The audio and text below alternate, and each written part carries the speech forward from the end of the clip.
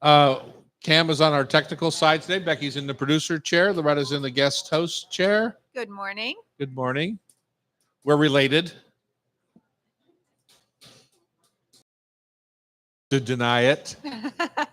And we have a special visitor this niece flew in from Providence, Rhode Island last night. She's a theater baby, so she emotes well.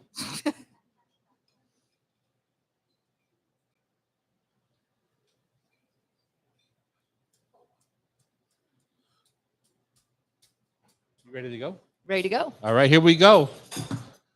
Welcome to the Hot Stove Society Show on Cairo Radio. Such an exciting time to be in Seattle. It's drizzling outside. Thank you so much. Feels like real Seattle. Oh, my goodness. I just looked at Ella this morning and said, this is the bomb. I love it. It's been about 3 months since we've had a good rain. Yeah, any measurable rain. So it's fantastic. I'm sorry if your wedding is today. I know that some of us will be walking in the rain to see Miss Gaga tonight. The rain will be gone by then. Some of us. Some of us. Would that be you or just niece? I don't know yet. Okay. I'm teaching here tonight until 8:30. So if I go to Gaga, I'll go after that. Gotcha. I'm sure she'll hold the show for me. Absolutely. Yeah. For sure. Tom's coming. We can't start. Can't stop. I'm Chef Tom Douglas. I'm Loretta Douglas. And we're coming to you from our beautiful kitchen studios here in downtown Seattle at the Hotel Andra, which is, of course, a great place to have a staycation. We sometimes give away those in our contest. We do. Somebody won last 2 weeks ago for doing what? Writing a memory or of a recipe that they or thought that they heard on our show, right? Yes, something they learned from the show. David L. And have they used it? Yeah, and they bought another ticket, so they're coming. Oh, okay, with good. his partner. Coming for All right. Julia's birthday, right? Yes. Yeah. Oh, that's right. We have another giveaway today that we're drawing Do we? for. I did not know. Yeah. We're at 4th and Virginia, downtown Seattle. And for those of you who watch certain news stations, downtown Seattle is a pretty nice place. You shouldn't be swayed by other stations' opinions. We serve a nice breakfast here. Danae is our chef this morning, and she's just put out the brown butter madeleines to get us rolling. So you get a nice. You get to watch Chef Terry on the Saint of our the patron show. saint, yeah, and you get to visit my mother's. The spirit animal of the Hot Stove Society is my mother's Wedgwood stove, 6-burner, 2-oven with a warming deck. And it still looks beautiful. It still looks beautiful. I cleaned that sucker many times. Upcoming classes here at the Hot Stove. You know, we do corporate gigs and we also do public classes. A couple of public classes, seafood paella and summer tapas with Chef Bridget Charters. That's coming up on Friday, August 15th. And Southern Summer with Chef Annie Elmore and Cocktail Master Julie Ross on the 16th. Annie is on a vacation for the first time in her life to Europe. Yeah. Right now. She's So awesome. I her can't wait husband's- to Yeah. hear about it when she gets back. I think she got to Scotland yesterday. Her husband's in a karate tournament in Inverness, Wow. Scotland. So I texted her and I said, "Who do you miss more, your son Anders or me?" And she said did you. She did the emoji with her hands in the air, like don't know. Oh, cute. Yeah, exactly. Some new things going on. We have a couple of folks who showed up for our Oyster Day celebration. A couple days ago. Yeah, How at was Half that? Shell. Well, National Oyster Day. Turns out people like $2 oysters. Oh, yeah. Yeah. It was our busiest day in the history of Half Shell, Was which it? is only a year For open. 1 year. Yeah. But point being that it was super fun. We had a ball. The place was packed. And And you raised some money. For we Emergency raised some Food money for Network. the Emergency Food Network. And my sister, my baby sister of 6 sisters, runs the Emergency Food Network down in Pierce County. So Michelle Douglas, she's been on the show a few times. Yep. Anyway, we raised a few bucks with our oyster stew, bisque, whatever you want to call it. Nice. And we sold about 3,500 oysters. We shucked Wow. That's a lot of shucking. 3,500 People had oysters. sore wrists. Me from too. Shucking. Yeah. You know, we were doing the Hammersley oyster from Hamma Hamma Oyster Company, and they have a very fine edge, a sharp edge. and it kept cutting through my rubber gloves, just like a latex glove. So I just went barehanded. And your hands look good right now. Yeah, look at that. Only Clean. one puncture wound. But it just went barehanded. So I had a little bit of a raw sandpaper-ish kind of hand by the end of the day. Super fun, though. It was fun. We had a blast. The place was humming. Thank you for all of those who came out, including these nice folks sitting in the front row here today. Sunset Supper will be out. If you're going to be there, it's a sold-out event in the Pike Place Market. My favorite. So fun. I shouldn't say it's my favorite charitable event because I love all the different ones that we do, but I love being out on the cobblestones of the Pike Place Market, just live and in person and energies. I think 1,500 people come. Yeah. And it's just fun. The bands are out. Cooking on the bricks. We're doing a little shrimp cake with a cucumber, crushed cucumber, and spicy chili crisp relish on top. So good. What else do I want to tell you? It's peak of the season. Melons. Yeah. Kind of, sort of. We're getting there. We're getting there. Yeah. It's been a cool year, so they haven't quite done their fast growing, but I think the cool year brings out a little bit more aroma in the melon because they don't they develop. They don't speed through their cycle. Yeah. So we're going to talk melons. We're going to talk summer skewers. We dive into the world of crunchy, satisfying lettuce wrap. And I'm just going to argue on that one. They're not that crunchy because if you use the right lettuce, which I consider Boston lettuce or bib lettuce or butter lettuce, same thing. Yeah. It's a softer, more tender wrap. But it also, when you use romaine, it tends to break when you try to wrap it. Right. So then you have to have a lettuce boat. A lettuce boat. That works. Open-ended boat. Can't wait to hear. David Berger is here. He's the executive director of Steward Partners. We're going to talk about the menu that Brock has come up with, our restaurant director, for the upcoming Feast on the Farm this September. We're going to give away some tickets to that. Is that right? Yep. Danae, who's making breakfast, has a little chat about Hot Stove Sisters. Do you know what this is about? I do. It's fun. It's fun. Pretty, Okay, it's pretty cool. Alex and Peter here from Helenica Cultured Creamery at the Pike Place Market, taking the market by storm, I'll say. So you awesome. love it. Yeah. I don't go because I won't wait as often as I can. I know I won't wait in the line. But when people do go that I know are going, I just say, hey, why don't you just grab me a little. Just grab me a little one. Yeah, while you're there. And of course, Food for Thought Tasty Trivia wraps up our show. I'm going to go first on Taste of the Week because I just had it 12 hours ago. Okay. Yeah. I just had mine 5 minutes ago, so we'll see. 5 minutes ago. 12 hours ago, I had the most perfect summer dish that I've had in our restaurants this year. Awesome. And it was at the Palace Kitchen last night. One of the things that my niece Ella wanted to do coming in off the airplane, she remembers the pleen at the Palace Kitchen. I love that. And so that was on her list of things to do. So we got it right on the way back from the airport. But I had the summer corn crepe. Ooh. With kind of like a moussey, maybe goat cheese. It was so very mild, but it had grilled corn, beautiful tomatoes, shishito peppers. It was just all the colors, a bite light, of summer. Yeah. And I just really, it's our vegetarian dish right now. And I'm not a vegetarian per se, but I never have a problem eating vegetables. And I just ordered that as my entree, and it was so good. And what I like is the contrast of textures. So you have that kind of moussey filling, and then you have the crepe, which was done in a pan and sauteed, so it had a little crunchy outside edge to it, a little bit of brown on it. Oh, what a combo! That sounds awesome. It was really good. Mine is, I just had my very first peach of the season before the show today. Peach? Washington peach. I always wait for the Frog Hollow peaches at Met Market. I grabbed a couple the other day, and they've been sitting on my counter in a paper bag.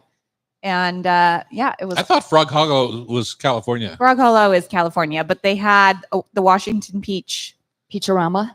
Yeah, Peachorama. They had the Washington peach next to it. So I don't remember exactly. I grabbed both. Okay. And it was delicious. It needed maybe one more day. I thought it was pretty perfect. It was pretty perfect, and I look forward to like the 2 weeks of perfect peaches that we get every summer. I think you can really tell when a peach is perfect. One, it has a little bit of give, but you don't want to be out there pressing. Yeah, all the I don't like peaches a mush. They leave bruises. But when that skin of the peach comes off in a strip, and you're Yeah. not trying to pare it off. You're just Mhm. kind of pulling it off.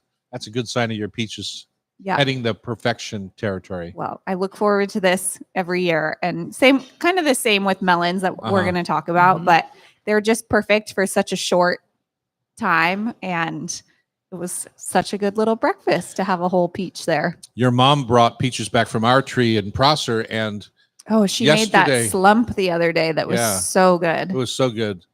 I had the fruit flies go crazy for them. Yeah, I had to cut them up and eat them because the fruit flies were. taking over your kitchen. Yeah, Yeah, exactly. I think they come in on them. I don't. Well, I think they lay their eggs on the skins. Yeah. And so then they're done, but they only live for a day or 2 or 3. Because I feel like I never have any, and then I bring a peach in, and all of a sudden I have a ton. So they have to be coming in with the peaches. Yeah. Do you have a little trick for fruit flies? I do vinegar and honey. And honey, I haven't done the honey, but I do the vinegar and then just with water and then just one little dish soap Yeah. thing, and they just fall right in. Really? Yeah. Yeah. And I put it. Even if you have a good peach sitting on the counter, they don't choose the peach over that. No, I do apple cider vinegar, a dollop of honey, and a little drop of dish soap. And Yeah, it's great. And then the next morning you see a ton of them in there, and it's rewarding. You know what my solution is? You eat the peach. Okay. Yeah, that's really. You don't have to do any of that other stuff. You just eat the peach. And when they're perfect, I put them in the fridge. So that kind of stops the fruit flies too and stops them from ripening, I think. Yeah, I don't know about putting peaches in the fridge. I mean, with melon, even with peaches, like I love my fruit really, really crispy cold. Mm-hmm. So for me, it's like if you're going to have a good melon, a good peach, things like that, it has to be really cold and out of the fridge. When I cut up, I had a little birthday party at my house, and we had watermelon margaritas. Yeah. I cut up one watermelon, and I couldn't tell you what size it was. It looks like maybe 7 or 8 pounds. It was 6 quarts of melon Wow. juice. 6 quarts Wow. of melon juice. Yeah. 90-something percent water. Yeah. Yeah. You know how many quarts I used in my watermelon margarita? 1. What do I do with the rest? Ice cubes. Then Yeah. drink it. Watermelon That's ice great. cubes. Yeah. Yeah. Perfect idea. In the modern world, though, it's hard to find an ice cube tray. You know, all these ice machines kind of eliminates that a bit. Okay, Becky. I'm going to move into Negronis now that we're talking about this. You know, tonight we're having a pre-funk for the big funk Yes. at Climate Pledge at Neb. So we're having Negroni bar tonight. Fun. Looking Negroni is doing this awesome, or Neb is doing this awesome Negroni hour when they do these like little flights, and you can get these. They have probably Like shot 6 or glass 8 size. different Negronis on the menu there, and they have a rotating special and yada yada. But you can get these little 1 ounce pour Fun. flights of Negronis of your choosing, and it's so fun. You can taste like, you know, what the different spirits, how they change the flavor of Negroni to all end up in this kind of same category, but it's really cute, and they're the perfect little glass taste. Exactly. I love them. I'm having one after my show here tonight. So when we come back, let's talk melons on Cairo Radio. It's the Hot Stove Society Show, 97.3 FM. How are your Madeleines?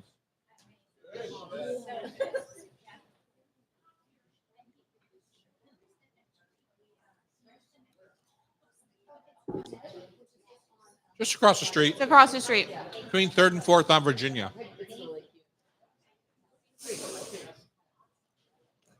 You got the Raiders and the Mariners tonight, too. Oh, wow. The Mariners at 1. Raiders at 7. Oh, preseason game? Preseason Seahawks. Oh, Seahawks. He's wearing black. I know. Yeah. I just had to correct that. We know where his allegiances lie. Pete Carroll. Yeah, Pete Carroll, Geno Smith. I hope they whip him. I'm just not sure which side is the whipper.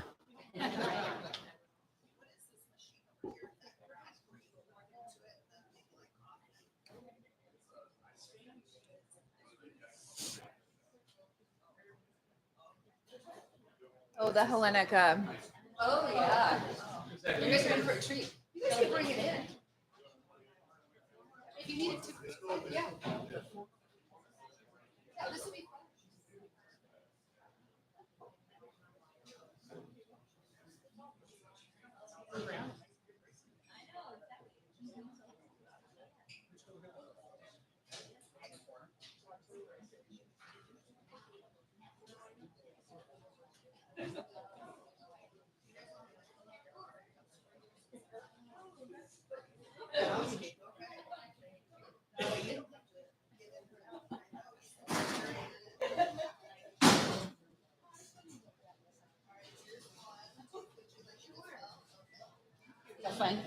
Awesome.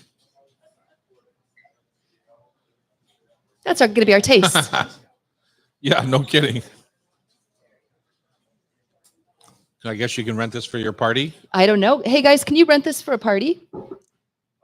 Yeah. Awesome.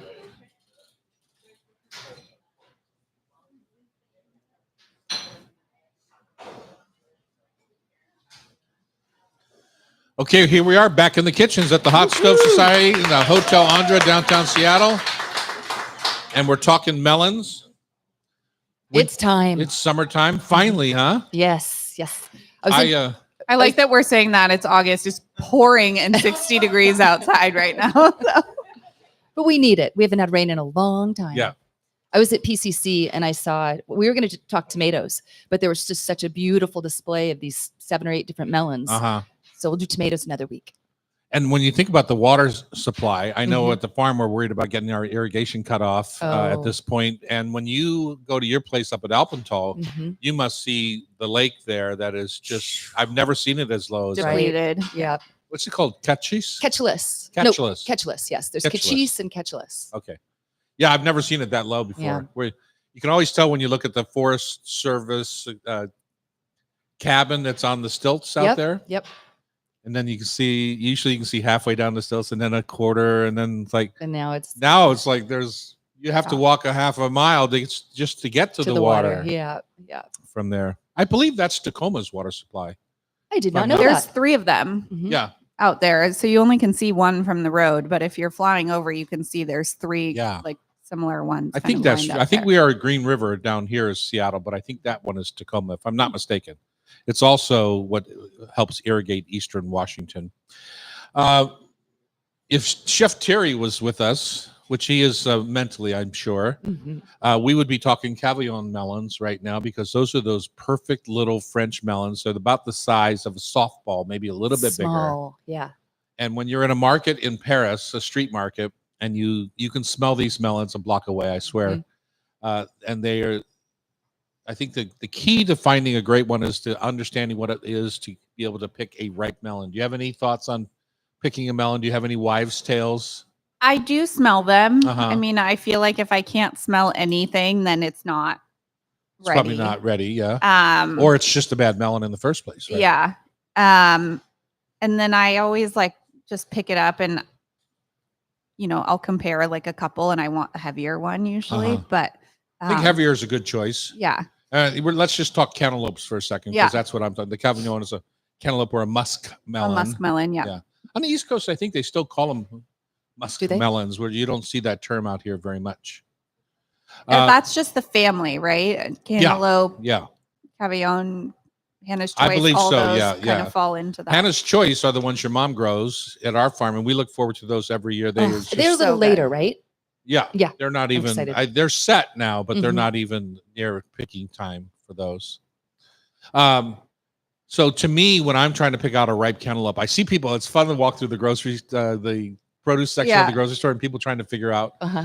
They're knocking on the watermelon and they're doing this and that. But to me, my first thing I look for is the color. Okay. I like a little bit of a golden hue, Mhm. and even when it starts to slump a little bit, like where it looks like, well, maybe that's got a bruise on it.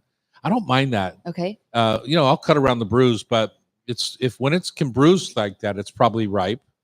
The other thing is from the blossom end of the melon. Mhm. So there's always a stem end, and then there's a blossom end. That's where I want to press just gently and see if it has some give. And if I'm going to try and smell, that's where I want to That's where I smell from smell the too, blossom yeah. end Mhm. of the melon. So And I read it's the spot that's the field. No, that's not the field spot. That's the blossom end. But the field the spot. field spot is where it's Been sitting. It doesn't get the sun, right? So Right. yeah. So like on a watermelon. And you'll I see heard that- with like on watermelons, you actually want the ones with the field spots because it means that they've been Grown in the Like- field. They're not coming from a lab. I don't know. No, but there's something about it means that the sugar's set more or something. Uh-huh. If they've had time to.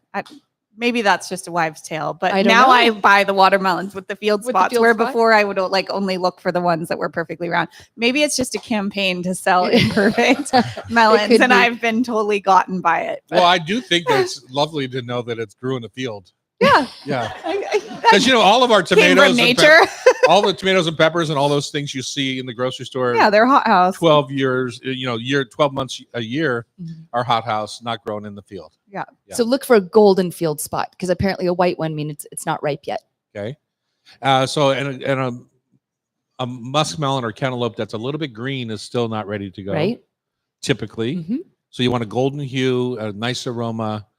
And here's my other baseline.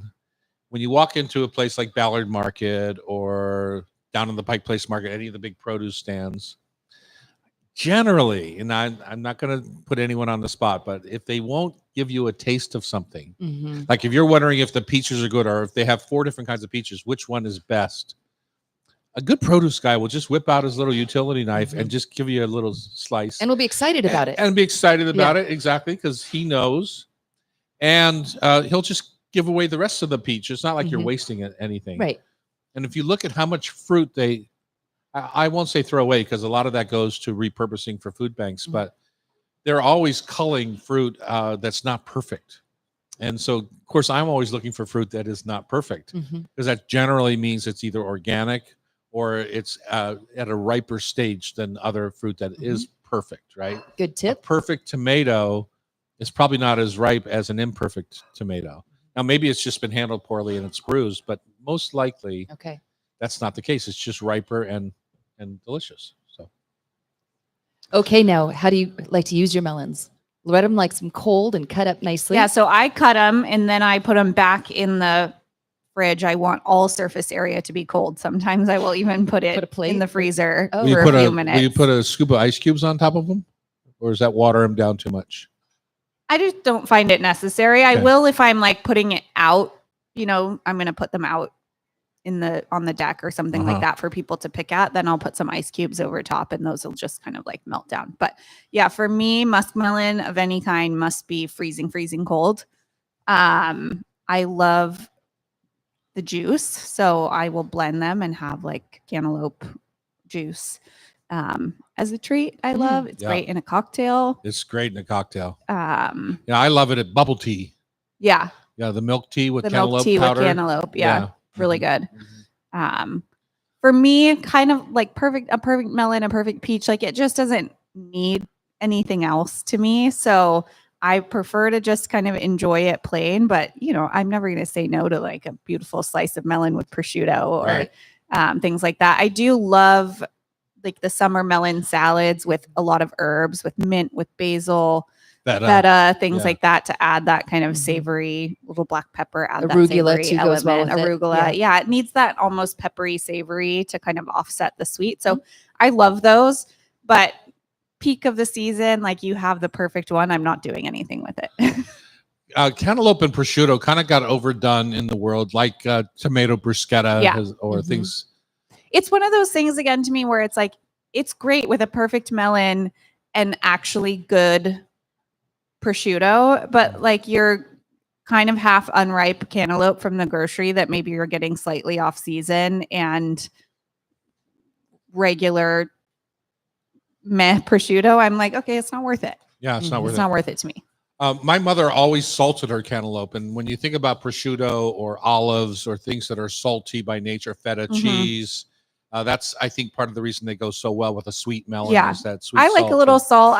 I'll salt my watermelon sometimes too. I like Little it's flaky that salt, little, the Malden. Yeah, back of your Mhm. taste bud. And one of the tricks on that is don't salt too early. Okay, because it's just It'll gonna- just melt on your cantaloupe. So Uh-huh. one of the joys of flake salt is that it crunches when you chew it. Mhm. I salt like as I'm taking. I will salt Exactly. every bite kind of as Exactly. I'm gonna Yeah. eat it. But why pay for that flake salt if you're not going to use? Right, if you're use just it gonna right. Let it Yep. melt on your. What about you? I'm a basil person. Yeah. And especially, I love regular Genovese basil, but I love Thai basil. Mhm. Mm. And I like that mix with green papaya or melon and I do think that when you do have a unripe melon, you've cut into it and you said, "Dang it, I thought this was ripe, but it's not." It depending on the ripeness level, I would treat it like a green papaya. So a green papaya, right, is an unripe, large kind of cooking papaya that I always put on a shredder and then make with fish sauce and a little bit of sugar, a little bit of serrano chili, touch of garlic, and do kind of what and some squeeze of lime juice, right? So you're actually putting what is the Vietnamese would call maybe a nuoc chom on top. Yeah. And that to me is a beautiful salad for what we're going to talk about later today, which is skewers of different seafood and meat. Just a little unripe cantaloupe or a green papaya salad with some skewers on top. Yeah. Sounds delicious. Sounds delicious. Let's talk about skewers when we All come right. back because they're an important part of summer cooking. On They Cairo sure Radio, are. it's the Hot Stove Society Show, 97.3 FM. Like you guys Cutting you off. cutting me off. We had burrata and cantaloupe Uh-huh. and basil and Yeah. So such a classic. I had burrata last night with candied pistachios. Oh, yum. This is above and beyond over here. What's going on over I'm here? so excited. Unreal. You guys mentioned giveaway Lady Gaga tickets. Yeah. It depends No, on what 'cause- time I get out of here tonight. Yeah. If you're around at 9 and I'm still here, then you can have my ticket. Yeah. Yeah. I'll be here at 9. Well, this doesn't go live till tomorrow afternoon. So that's right. You'll be the only one here.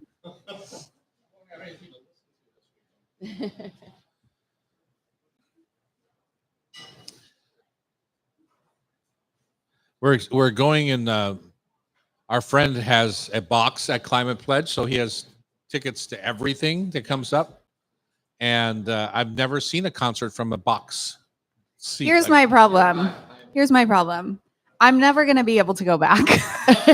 Do you think so? Oh, Yeah. 100%. You think it's going to be? Because my it. least favorite part of a concert is the crowd. Like, I'm not a crowd person. It makes me uncomfortable. Uh-huh. And so the fact that I could see a show and not be like jostling Uh-huh. around with strangers, oh my God, a dream. I don't know. I've seen Bruce Springsteen up close, Brandy Carlisle up close. I've seen David Bowie up close. I've actually seen some of them from backstage because of our theater Yeah. work. Yeah, Oh, that's fun.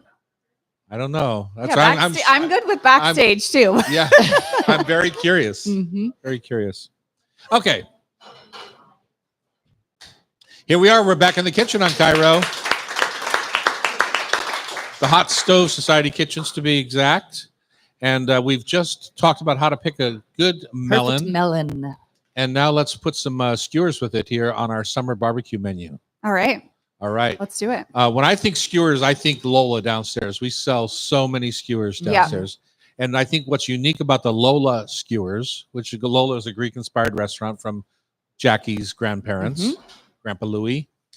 What I think about Lola skewers, I think about, God, they're so small.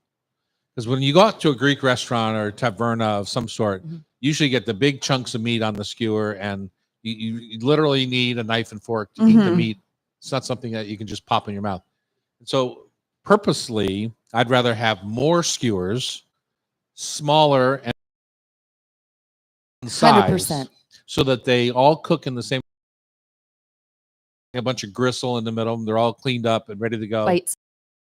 And you can literally just pick up. It's a 4-inch skewer, I Okay. believe, or something. You just pick it up and eat it right off the skewer.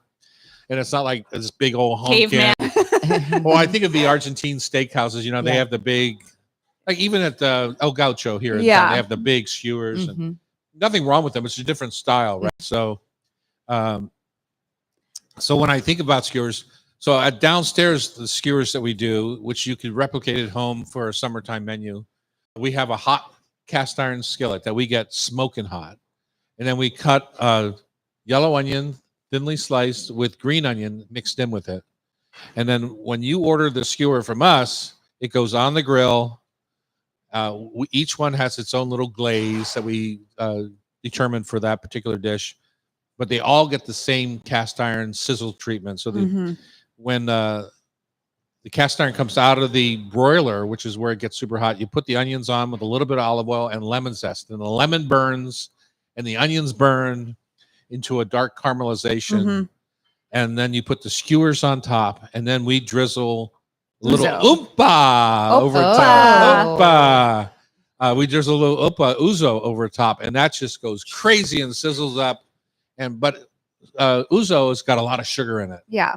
and so that Marries just with the onions really well. magnifies the Yeah. onions, gives it a touch of that licorice flavor, and that to me is a perfect skewer. Mhm. So how do you translate that to your barbecue grill, right? The one thing I would say right away is on your barbecue, put a strip of foil. These are all little bamboo skewers. And so if it's a 4-inch skewer, you're going to have at least an inch at the end for a handle, right? Put a little strip of foil down your barbecue and put the handle of the skewer over top of the foil. So it I doesn't never thought burn of the that. skewer. That's brilliant. Yeah. That way you can still hold it. Yeah. Yes. And Yeah. I do you think they're soak your probably skewers? 6-inch. Okay. But they don't take, maybe they're 6-inch Yeah. skewers. I don't know. But they don't take very long to cook because they're all cut into Mhm. that 1/2-inch to 3/4-inch size cube, right? So I think the nice thing I'll just say about the small cut on a skewer like that too, even if you're doing red meat, you don't have to worry about your cooking temperature in that way. Like you're sometimes on a big chunk beef or lamb skewer, I feel like you're still trying to worry about, can I get this mid-rare? Can I get it medium? When you're going small, like it's not going to get tough because the pieces are so small. So you can just cook them as they are. For me, that worries about like, oh my gosh, am I overcooking this? Is it, it just doesn't matter as much in the same way because, the pieces are like maybe a 1/2-inch to an inch cube. Mhm. right. And a Um, big chunk on a big skewer, let's say a 12-inch skewer, you might be worried that the one on this end is because Yeah. you're not over the Mhm. same heat necessarily on your grill. You might be worried that this end of the skewer isn't getting cooked and that end is, and blah blah Yeah. blah. So and for someone like me that can be a little nervous a about little, no, I can be like a little nervous about red meat on the grill. I feel really good about it in my cast iron pan in my stove, but I don't Right. work the fire as well. Like it's kind of a good cheater's way to get to that same Mhm. end place without any of the worry. I was just trying to, there at the end of the day, we're talking about what can go wrong on a big skewer. Everything from you put peppers on that cook faster than the meat cooks, all kinds of They things. start on falling off your skewer Right. into your There's just nothing wrong with this small skewer meat only scenario. Whereas if you want to put it on a salad, make a Greek salad, but your onions in the Greek salad, right? Your cucumbers and tomatoes are in the Greek salad. yeah. You're not trying to put a cherry tomato on your skewer. That's basically going to fall off Yeah. before the meat's even cooked. Yeah. Mhm. Totally. I'm Totally. with you. It looks pretty in the case.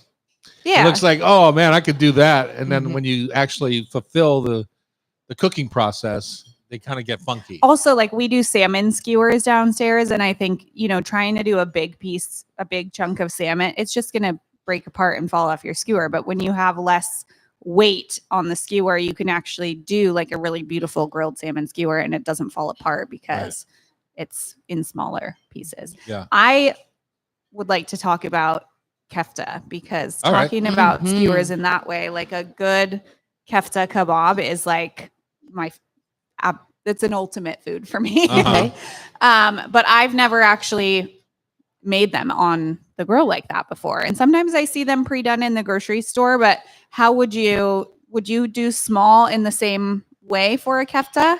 You could, Okay. although a kefta generally is just ground beef, right? And it's worked enough so that when you, I'll just say I've never been to Turkey or that area, so I can't say how it really is. But I think of kefta being about 2/3 meat, 1/3 bulgur wheat. Okay. A lot of people, I think, here just do the meat side of it. So it cooks. If you're just doing the meat, it cooks like a burger. And so when So you just wrap it around the skewer. right, and it's just And like it's a your burger, seasoned essentially meat. Okay. burger with the skewer through it. And what I'll say is something like that. You have to kind of learn to let it be.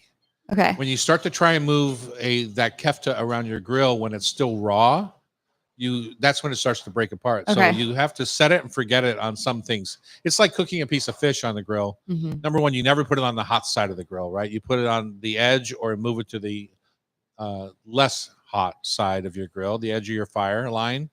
And then you have to set it, because if you try to move it before the skin sets onto the grate, you're gonna all the good stuff. When you pick it up, it'll all just all the stick good stuff to. stays on the grate, Okay. right? So all your flavor profile. So, but kefta to me is a perfect example of a way to extend your meat so that you're not using quite as much. And bulgur, what I love about that is it's cooked, Mhm. mixed in, but it soaks up all the juices from the meat Mhm. as you're cooking it. Mhm. And it's just a lovely Yeah. Turkish style dish. Yeah. Mhm. Always to me on a tomato salad or Yeah. some sort of Melon salad on the side. Mhm. yeah, some sort of that would be good on Yeah. a cantaloupe salad. Mhm. Yeah. Those kind Absolutely. of cuminy warm spices with the cool melon. And you can put I'm in. anything on a skewer. And Yeah. every culture seems to have meat on a stick. Absolutely. Yep. Don't you And think? what I liked, yeah, absolutely. Yakitori, souvlaki, all those different ones. But what I like to do is do the bigger metal ones. But I'm going to try the smaller ones. So I love that. Perfect to prepare before a party. But what I like is the metal ones is I'll do a ton of red peppers on one, onions on another, or whatever color pepper. And then I do the meats. And I try to, they're a little bit, they're bite size-ish. Uh-huh. And I marinate everything. And then I can prep it ahead.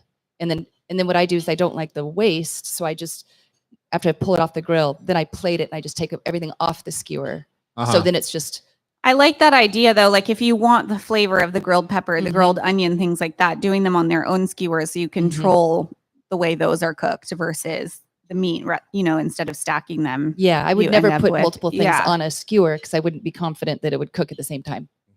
And it wouldn't. Do you ever go double skewer? Because that's the Yes. way to really With help. shrimp for sure. Yeah. So they stay together. Yeah, really help your cooking process. Mhm. When I was doing products for Amazon years ago, my skewers, unfortunately, I put a wood handle on them, so Oh, you were limited in Yeah. where they can go on the grill. But they all were double pronged mhm. and had a clip on them, so that would keep the prongs together. Brilliant. So you put the meat through and then put your clip on the top, Mm-hmm. and it's. But the wood handle was kind of a problem. Yeah. Yeah. Product development fail. Mine didn't last very long. That's how you figured out the foil wrap. trick. No, it just was a stupid thing. Yeah. You know, I have some metal skewers at home. I used them the other night when we were making tacos, right? Mm. I had, we were doing a taco bar at our house for a birthday party. We had brisket. I had done brisket. Mm. I had done pork butt. I had done salmon, and I had done shrimp, and I had done sweet potatoes Wow. as for your taco fillings. So low and slow roasted sweet potatoes over the fire that caramelized up. Mhm. Taste, I mean, They were delicious. they were Yeah. delicious, real smoky and good. Mhm. But you just never know. And so who's your guest, right? You want to Right. be able, you don't want somebody to say, well, I can't eat that in the middle of your party, Mhm. right? So I try to cover all the bases. This when I was can. for his own birthday dinner. Just let's be honest. Oh, that's great. That's great. I didn't say that. But anyway, yeah, we had a little cook along. So Oh, how fun. invited some friends over and gave each one a project, Uh-huh. whether it was guac or salsa or chopping the meats or whatever. Green bean and corn I salad. made tortillas. Tortillas. Loretta made homemade tortillas. You do the best cook-alongs. It's so fun. Yeah. Yeah, it's Yes. fun. It's a fun way to have a party without feeling like nobody's involved, really, Mhm. other than you. Mhm. Because you Yeah, still that have you're to- just like stuck in the kitchen while all the people that you've invited over to hang out are Are all hanging having out fun without together. you. Yeah. Mhm. I mean, your house is a little different because you have such a communal, open kitchen that Uh-huh. even like you could be in the kitchen and the whole party could still be right there with you. right. But I think for people that don't have that, yeah, inviting people in and just saying the whole point of tonight is we're all gonna, Mhm. Cook stand together. and cook together and Yeah. stuff like that. It was awesome. Having just done my trip to Europe for 5 weeks, we Mhm. cooked together many times, the Yeah. whole group of 8 of us. But, you know, it goes a little bit in, that's getting off our skewers, but it goes a little bit into kitchen design. And Mhm. one of the things about my kitchen design that we did 30 years ago is the patio's connected to the kitchen. So there's an extra table and prep area out there, which is where the corn salad was done. The front patio is connected to the kitchen. So that's Mhm. where the charcoal grill is. And that kind of Mhm. work is done. And then the kitchen itself was designed long before this school Mhm. happened, was so that I could give cooking classes at home for up to 10 people. Because my island has 10 cooking spaces around it. Is it still on wheels? And so Well, the wheels are so I can move the island Mhm. into the corner of the kitchen and have a buffet line out in the Mhm. front. So it opens the kitchen. So It's a good kitchen. it's a good kitchen. Yeah. Which your mother has decided she wants to remodel. Yeah, but not We're those fighting about features that of right it. now. Okay. Drama. Okay. Drama. Who's the chef in the house? Dang it. All right, lettuce wraps up coming up next on Cairo Radio. It's the Hot Stove Society Show, 97.3 FM. We should do a segment on kitchen design. Yeah.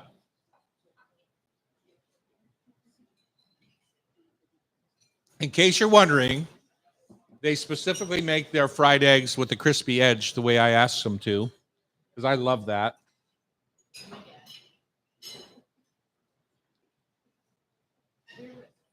You're with that thought?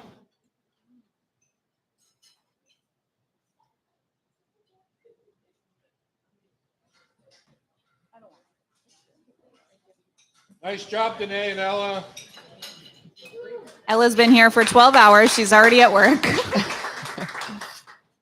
Well, I can tell you, she did not want to stay home with your mom this morning.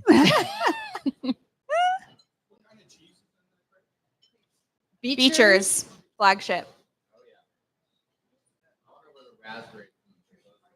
Mm, Yeah. Driscoll's. You probably don't want to know. Might not be Washington. California, I'm sure. Don't be so sure, because I gave a lecture to my team last week. Did you see my note yesterday? About half shell? Yeah, I really liked it. Yeah, it was. I just thought they did such a nice, complete job. Yeah. We got a few complaints, unfortunately, but About what? not liking the experience. Oh.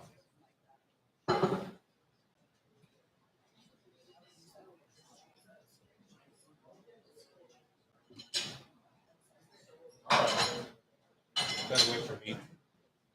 Can I have your fruit cup? Thank you.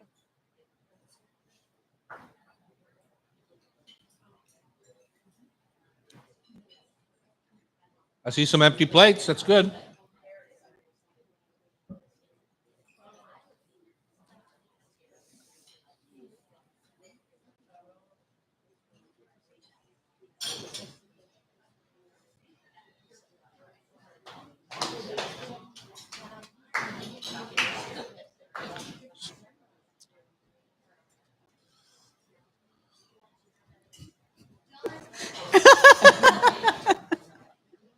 Did you see that? I taught her better. Yeah, you taught me this. Oh, that's double. Yeah.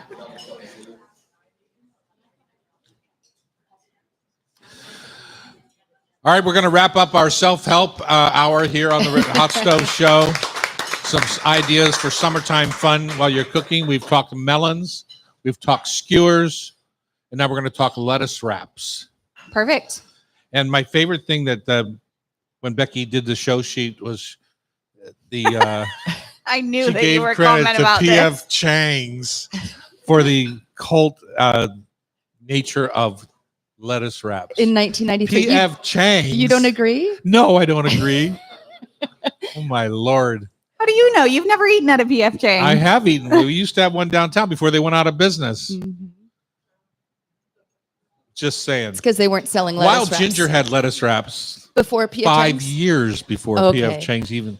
P.F. Chang's was a ripoff of the Wild Ginger concept. My apologies, Wild Ginger. Yeah, thank you. But China had lettuce wraps 1,000 years before anybody else. So, Oh. or maybe 2. Well, if we're on a rant, I'd like to share I'm on a rant right now.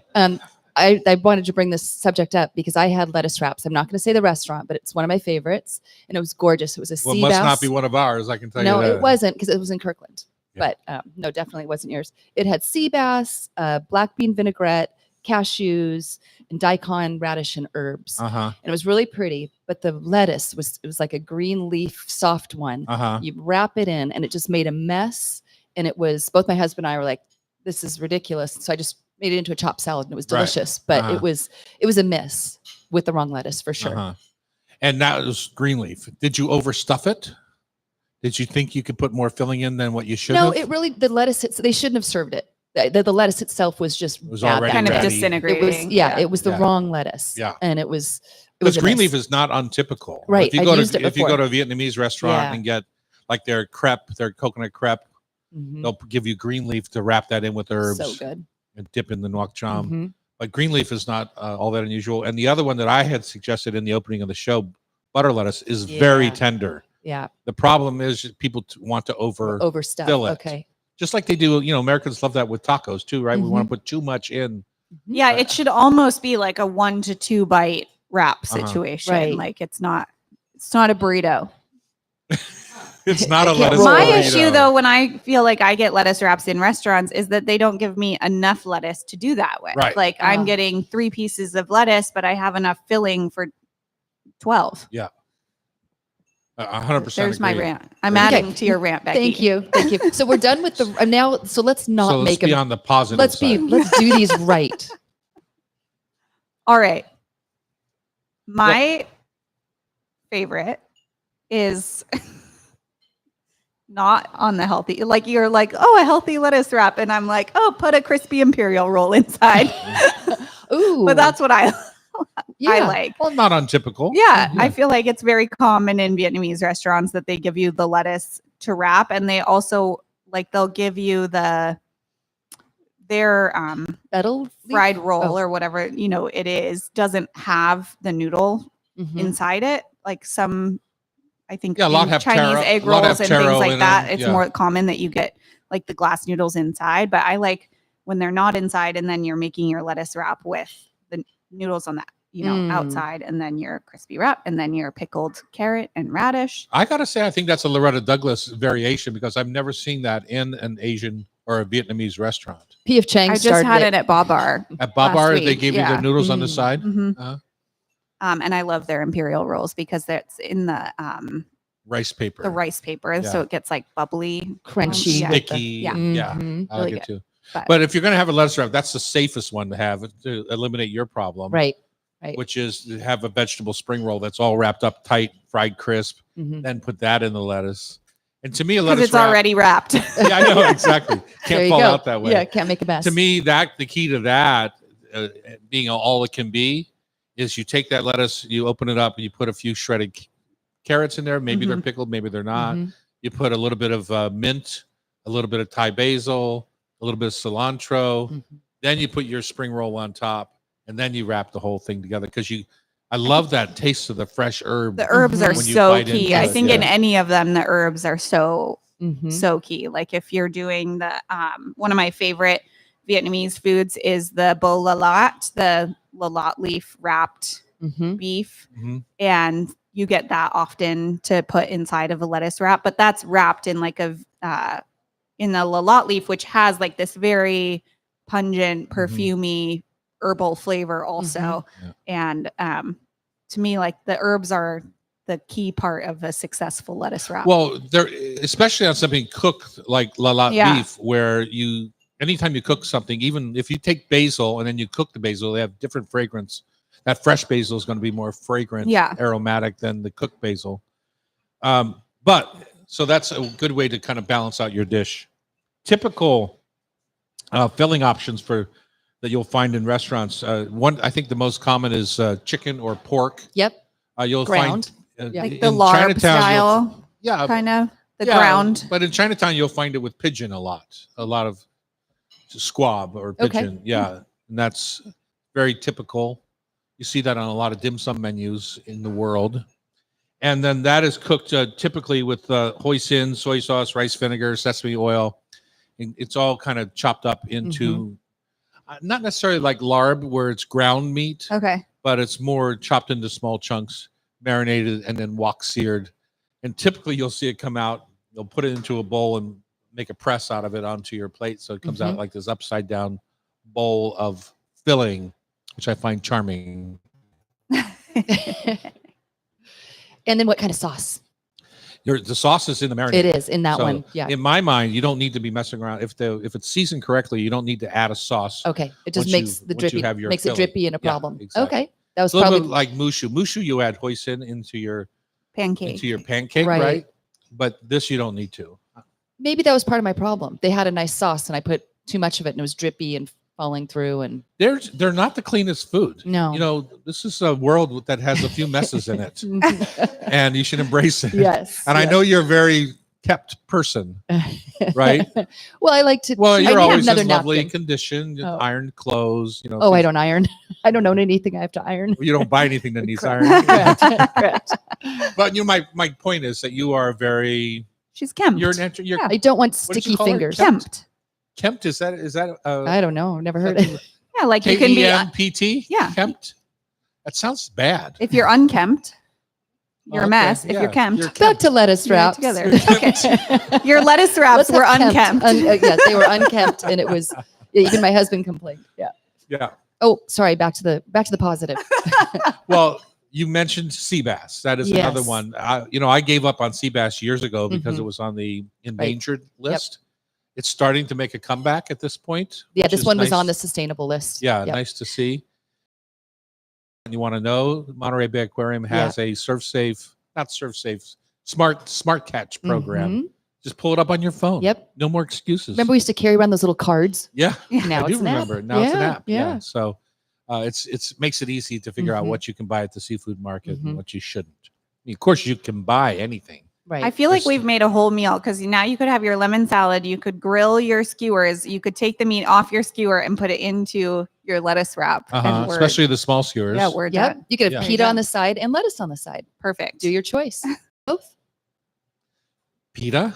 Yeah. How did that get into our lettuce wrap Because she conversation? She was on Mediterranean skewers. Oh, I was okay. going for maybe like you have a good Thai style steak marinade that you were putting Mm. into Mm-hmm. a Boy, lettuce that wrap. that's caramelized sugar and ginger marinade for steak, and then onto that green, all the way back to the beginning, onto the green papaya shredded Yeah. salad Mm. with lok cham and fish sauce. And With the butter I'm lettuce. hungry. here's the thing. Also, last thing I'll say about wraps and anything in general, if you have not figured out how to incorporate fish sauce into your cooking, you are missing Yeah. out. 100%. Get over the smell. Mhm. You don't know what it is when you're eating it. It is the best, and it's a great way to embellish the flavor of anything that you cook. Umami. Honestly, umami. Mhm. If you're willing to use Worcestershire and not fish sauce, you just do it It's a wrong. problem. Yeah. Yeah, Worcester's got the same anchovies in it, right? Yeah. Right. Yes. All Okay. right. We have one more hour of this deliciousness coming your way. David Berger's next with the Steward Partners and Stewardship. the Stewardship Partners. Mhm. On Cairo Radio, it's the Hot Stove Society Show, 97.3 FM. I meant to. Sorry, guys. I wrote steward. So it is stewardship. And I Stewardship. saw that, but I meant to tell you that. But you didn't, I didn't. because you're unkempt. Because I'm unkempt. So in the very last one, on the Yep. As soon as we booked She them, does not care about I seeing emailed us. Amy, just so you know. The All cart's right, coming. David. Come on up. We've got the menu.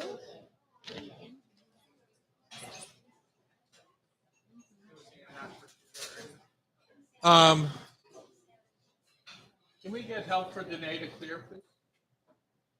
Can we get help from clear? I was gonna give it.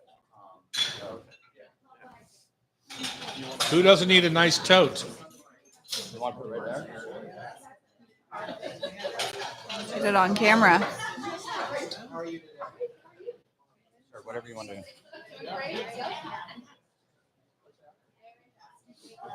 You need to be about This within close? an inch of the mic. So How's that? you sit where you're comfortable and then he can move it to, Like that? yeah. Okay. So I gotta stay up on it. I can't go like that. And don't turn and look and talk to Okay. the audience. Okay. Do you still spend time on Shaw? Yeah, every summer. I'm going. all year. I'm going on tomorrow. to Shaw. Oh, Yeah, fun. my No. husband's family has a place on Shaw. Really? What's the name? Cybert Byers, Virginia Cybert. Byers? Yeah. Yeah. And Peter Byers. Yep. Yeah. Cool. They're my in-laws. Cool. Yeah. Do you guys They need do you guys own- need anything at all? You're good. I've got it. I'm told their property is known as like someone's old Skip place. Bold. Yeah, his old place. That's my guy. That's your Yeah, guy. he worked for my grandparents. That's awesome. Yeah, he's still there. He's Okay. awesome. What a That's cute. small world that is. I Yeah, know. it is. Well, a small Shaw world. is a small Small, island, yeah. so.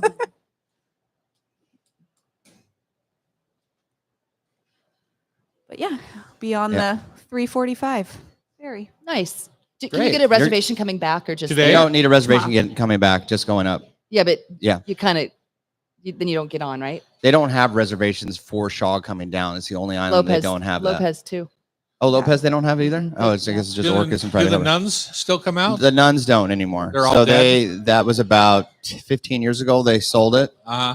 but it was Mother Kateri was. I would work with her in the store and help Uh-huh. her stock food on the Nice. shelves. And then there was a 100-year anniversary last summer, and she came, and it was an amazing That's moment awesome. to Awesome. see her again. Yeah, that's awesome. Yeah.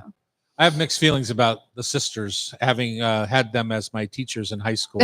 Okay, that sounds like a personal problem. Yeah.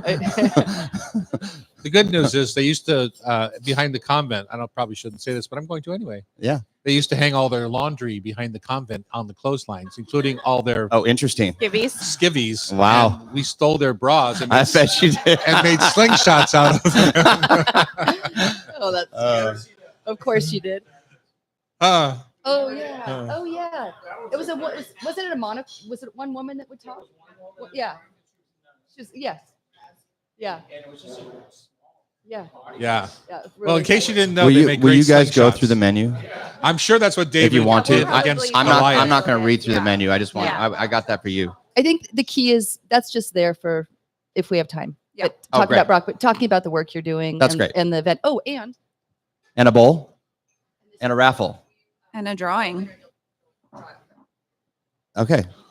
The winner's going to be in the audience here. No, this is someone that wrote in because we. Oh, they yeah. wrote in. Okay, and we're coming to you live Saturday, or when does this air?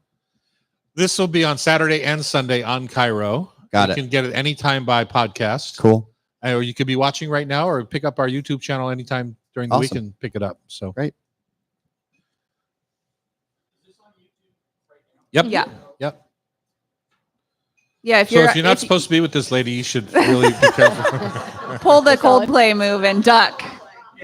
No Coldplay. What a viral sensation that has become.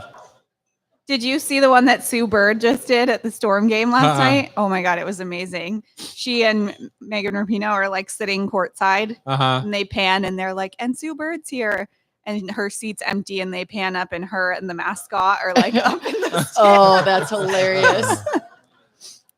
Making out. And they go back to Megan and she's like fake crying. It was really funny. Welcome back to hour number 2 of the Hot Stove Society show. In the second hour, we've got much more coming your way.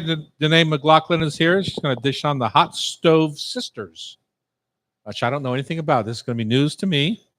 Alex and Pete Apostolopoulos are here from Helenica Cultured Creamery at the Pike Place Market. They can stop by with their unbelievably cute ice cream cart. Becky, So cute. will you post a Yes, we will. video of that or something? Mhm. Nobody would believe that it's sitting in the hot stove. We have food for thought, tasty trivia coming your way. And up next right now, though, is David Berger, Executive Director of the Stewardship Partners. He's going to join us to preview Feast on the Farm. We're going to give away a ticket. Is that right? That's correct. Generous. Ticket. Yeah. And this is something that Uh-huh. so that's a $400 value. Partners work, including their salmon safe search. We asked listeners to enter the drawing by telling us what they love most about salmon. And there's a couple I want to read real quick. Okay. One is when I think of salmon, it's much more than a healthy protein on the plate or a complement to the everything bagel. It's about struggle, determination, perseverance, and environmental interdependence. Oh, I love Beautiful. that. Yeah. And then one more. Listener Anna Quam wrote that her husband heard Tom say the Copper River salmon was the filet mignon of the sea and only comes around once a year. So my husband and I each other and splurge the very next day on some and wholeheartedly agree with Tom's statement. Oh, So Yeah, you got to take it while it's here. Yep. And yeah, I know it's expensive, but you're only buying it once. that's right. Yeah. David, they're doing your work for you. Yeah. I love it. So Dave, will you pull out the winner from the bowl, please? Sure. Let me close my eyes. So I Drum don't- roll. Drum roll, please. Here it is. Larry Davis. Congratulations, Congratulations. Larry. So, He Larry wrote Davis, he wrote a good beautiful job. one. Thank you. We appreciate you. And Becky will have your prize for you. Is that Yeah. true? Yep. Good. Yep. All right. Tell us about this, sir. Yeah, let me tell you about, before I jump into Feast on the Farm, I'll tell you a little bit about Stewardship Partners. We're a nonprofit here in Seattle, Washington. We've been around for 26 years. I've been there for 25 of those 26 years. And the organization works on providing resources and funding to all kinds of people across the Puget Sound region to help them become stewards of the land and water that we all depend on. So what does that look like? We do hands-on salmon restoration work in the Snoqualmie Valley, which is 30 miles away from Seattle. It's a breadbasket of Seattle. And so we're working with all kinds of farms. We restored 26 miles of habitat out there. So that means we're taking out invasive plants and restoring it with trees and shrubs and building relationships with these landowners. We call it the 1,000 cups of coffee theory. We really, you put that energy in to build the trust. We've been doing it there for 20 years.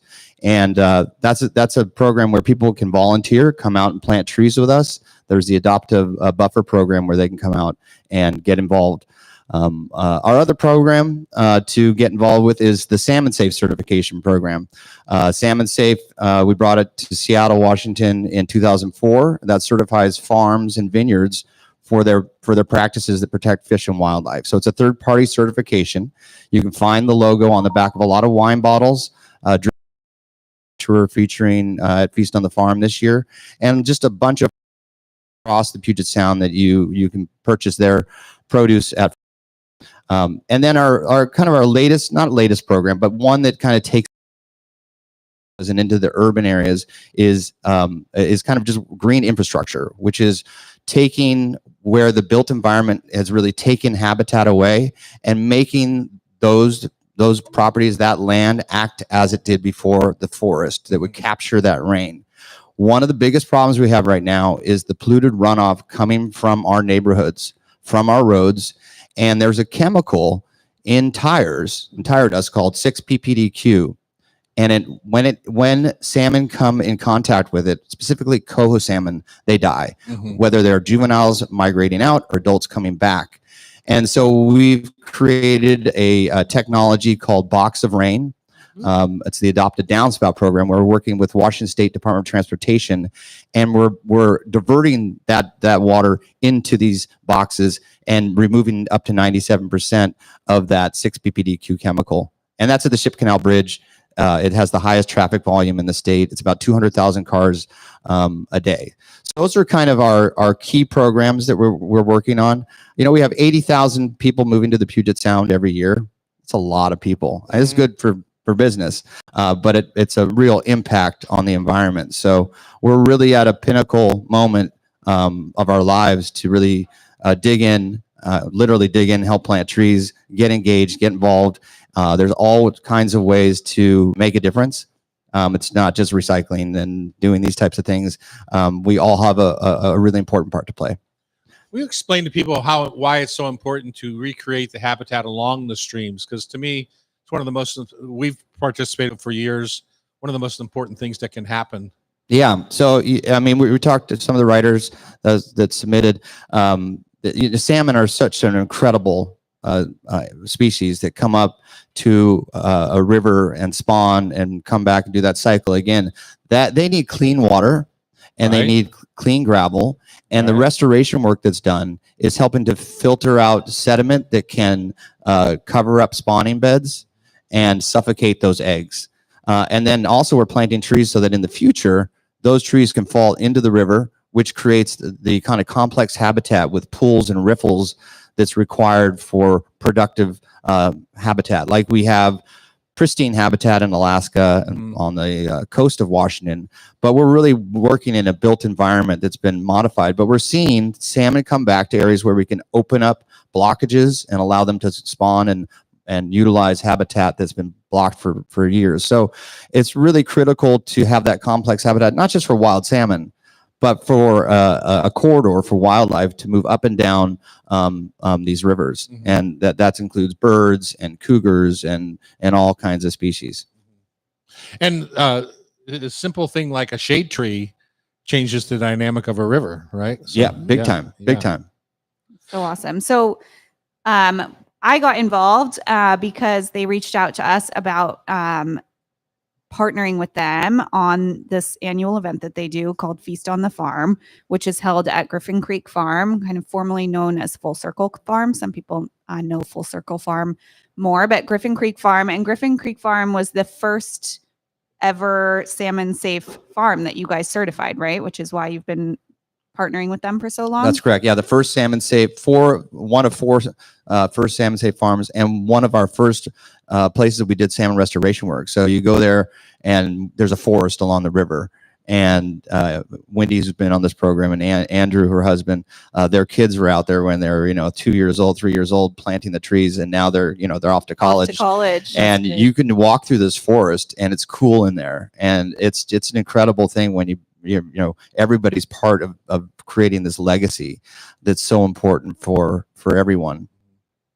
So Feast on So the you Farm. got Brock involved, our restaurant director? I roped Brock in. They needed a chef. I wasn't going to volunteer myself, so I volunteered.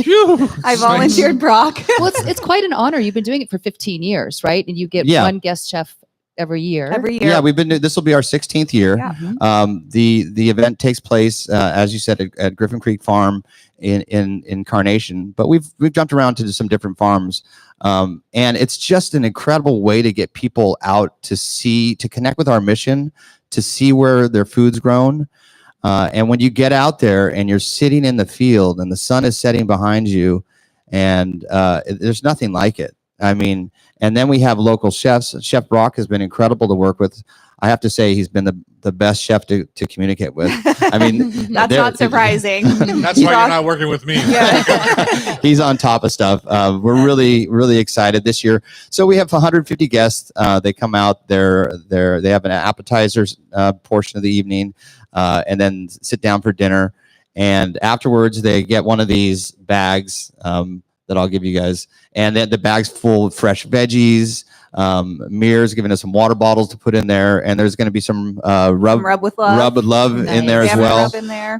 So it's quite the deal. And then we have musicians. So we've had Stone Gossard from Pearl Jam and Mike McCready and others. And this year we have Tomo Nakayama and Debbie Miller as our musical guests, and that kind of just is the end of the evening around 7:45. So this starts at 3:30, ends at 7:30, and we've got about 45 tickets left. And to get the tickets, you go to stewardshippartners.org-FO.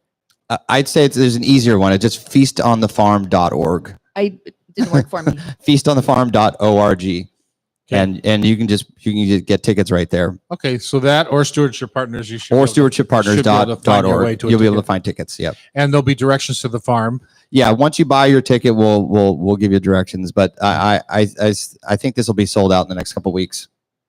It's going to be awesome. I'm going to be there. A bunch of our team's going to be there. Brock's menu looks amazing. Of course, it has salmon on it. We got the fresh sheet from Griffin Creek to see everything that they're going to have coming out of the ground at that time. And he then developed the menu kind of around all of that with Draper Valley Chicken, some other partners kind of in the area. So I think it's going to be really, really awesome. Alaskan fresh coho. Yeah.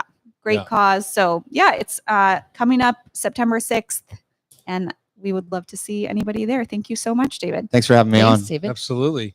It's it's fun to see some of these things that our team has worked on over the years. Like everybody in our company has a different passion. So somebody might for 3 or 4 years in a row be on Salmon Safe. Mm-hmm. Another person might be on the food bank, and something that we try to support every one of our employees and their adventures in the philanthropic world. That's great. Because we believe that to be a good member of the community, you need to be a pillar of the community and not just scrape the cream off the top like some people like to do. But no, we're at the base level. We love that. Thank you so much. Thanks for your commitment to wild salmon. Absolutely. Eat wild to save wild. That's my theory. Yep. Chef Danae McLaughlin's going to come on, talk about the Hot Stove Sister Club on Cairo Radio. It's the Hot Stove Society radio show, 97.3 FM. All right. Nice job, Thanks. David. Sorry, David. Yesterday when I looked it up, the link wasn't working Oh. for me, and so now it is. So Yeah, they'll figure it out. yeah, Try getting Wi-Fi at your house. my speed is 20 times faster.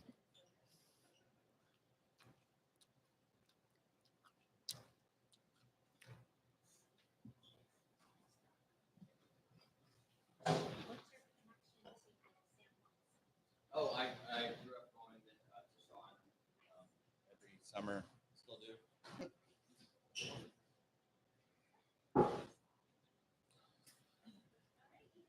Taylor, your time to shine. Okay.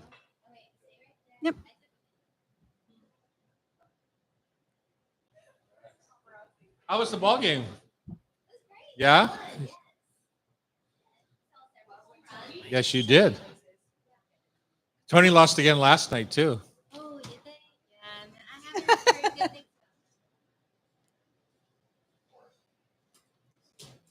Hi, Danae. Hi, Loretta. How are Welcome you? back. Thanks. Thank you, sir.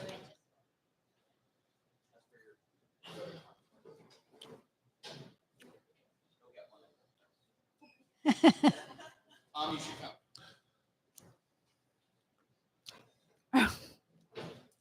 If I did everything I should do, I would have a very uninteresting life. There you go. Oh, yeah. And you should take If I was Lady Gaga, I'd be scared that a bunch of 70-year-olds are going to her concert tonight.